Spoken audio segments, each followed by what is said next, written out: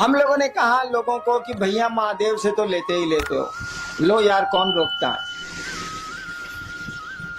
और उतना दे भी कौन सकता है जो दूसरे के पास जाओगे, लो जरूर लो। लोगों ने लिया है, हम आप क्यों दूबर रहे, हम आप क्यों कमजोर रहे। लेकिन ज्ञान भी लो नहीं यार, ज्ञान क्यों नहीं लेते हो? ज्ञान लोगे तो बहुत मामूली सी चीज से भी तुम बहुत बड़ा काम कर लोगे। हम लोग देहात में वो कहावत है ना कि गांव में एगो होशियार रही तो कमा खा के जिए ली, 5 गो बुड़बक ओकरा भेटा के चाहिए। तो ज्ञान का ये महत्व है। दिक्कत क्या है? दान तो बंटवारा में आप ले सकते हैं।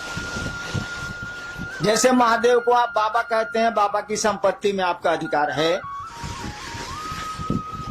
शिव कहा जाता है कि चंदा मामा सबके मामा, शिव घर घर के बाबा। कहावत है ना, चंदा मामा सबके मामा, शिव घर घर के बाबा। तो बाबा में तो पोते पर पोते सबका अधिकार है भाई, उसकी संपत्ति में। तो भोग तो रहे, हवा उसकी, प्राण उसके, पानी उसका, पहाड़ उसके, नदियां उसकी, हम उसके, सब तो उसी के हैं। तो भोग तो रहे और बिना मांगे मिल जाएगा, क्योंकि बाबा की संपत्ति में उसके पोता पोती से लेकर पूरा खानदान बढ़ते चले जाए, सबका अधिकार होता।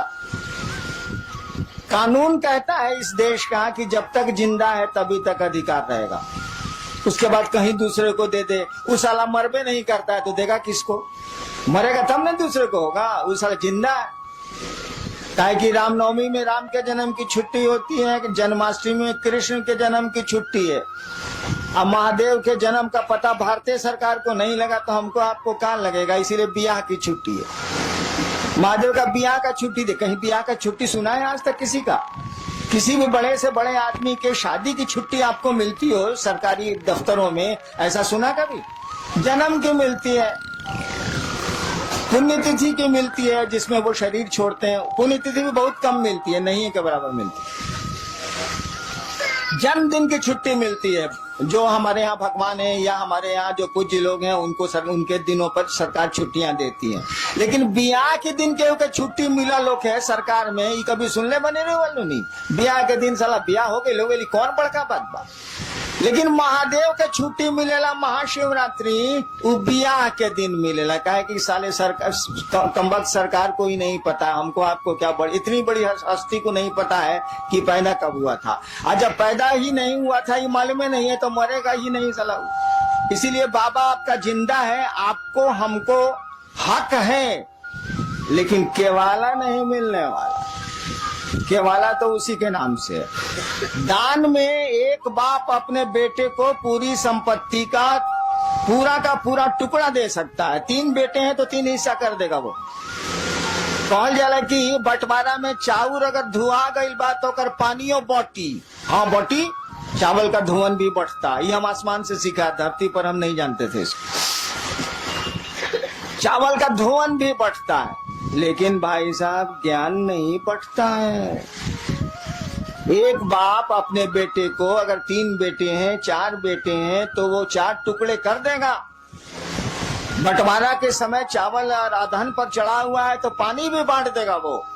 लेकिन वह बहुत बढ़िया शिक्षक है तो ज्ञान नहीं बांट सकता है। उसका ज्ञान लेने के लिए उसके बेटों को उससे ज्ञान लेने की मानसिकता में आना होगा, उससे पढ़ना होगा। हम अक्सर एक किस्सा सुनाते हैं, बना के किस्सा सुनाते हैं, कौन किस्सा थोड़े। एक बाप था, उस इलाके का बहुत बढ़िया शिक्षक था, रिटायर कर गया। और जब तक वो शरीर से तंदुरुस्त था अपने बेटों को कहता था, अरे हमसे पढ़ लो, इस इलाका में हमसे बढ़िया मास्टर नहीं है, तुम भी जानते हो कि हमसे बढ़िया मास्टर नहीं है, हमसे पढ़ो। 3 गो बेटा था, 2 गो बड़का बोला तोहरा से पढ़े, हमारे स्कूल में नाम लिखा वो। क्या करेगा बाप, उसने स्कूल में नाम 2 को लिखा दिया। छोटका बोला कि ना बाबूजी हम तोहरे से पढ़े। उसने तो कहा ही था कि हाँ पढ़ो। 2 बेटा कहा कि ना हम तरह से ना पढ़े, भी स्कूल में पढ़े। समय बीता, वो रिटायर कर गया, बूढ़ा हो गया। एक दिन सबसे छोटका बेटा हो गया था कलेक्टर, पढ़ा टीचर बढ़िया था, बना दिया उसको, IAS हो गया, वो कलेक्टर हो गया। एक दिन छोटका बेटा आया बाप से मिलने के लिए, तो पीला बत्ती का गाड़ी या अंगरक्षक बॉडीगार्ड सब था उसके साथ। और दोनों भईवा जो था उससे बड़ा जो नहीं पड़ा था अपने बाप से, वो दोनों बथान में भैंस को सानी लगा रहा था। सुना कि छोटका भैया आया है, भईवा आया है, तो दोनों आया मिलने के लिए। बगीचा में था, बथान में था, आया मिलने के लिए। तीनों बैठा हुआ था, बूढ़ा जो मास्टर था वो भी बैठा हुआ था, जो तीनों का बाप था। दोनों ने कहा, दोनों बड़े भाई ने बाप से कहा कि बाबूजी तारा ऐसा था बेईमान हमनी का देखबे ना कोई नहीं। बाप ने कहा क्या बेईमानी की बोलो? कहा कि एकरा के तू कलेक्टर बना देला, हमनी के भैंस चरवा बना देला, तैसे बड़ बेईमानी हुई।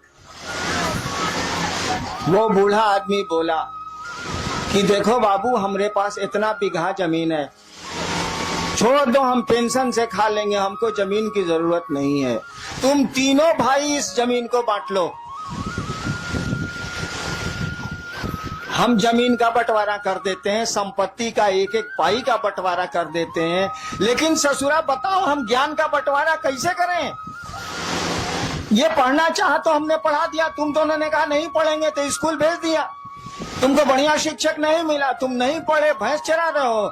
इसने हमसे पढ़ना चाहा, हम थोड़ा बढ़िया से पढ़ाते रहे हैं स्कूलों में, हमने इसको पढ़ा दिया, ये कलेक्टर हो गया, तुम दोनों भैंस चरवा हो गए। तो ज्ञान का बंटवारा हम कैसे कर दें? चलो चावल का पानी हम बांट देते हैं, सब कुछ बांट देते हैं 3 हिस्से में, लेकिन ज्ञान कैसे बांटेंगे यार? ज्ञान कोई लेगा तब न देंगे, ज्ञान तो लेना पड़ता है।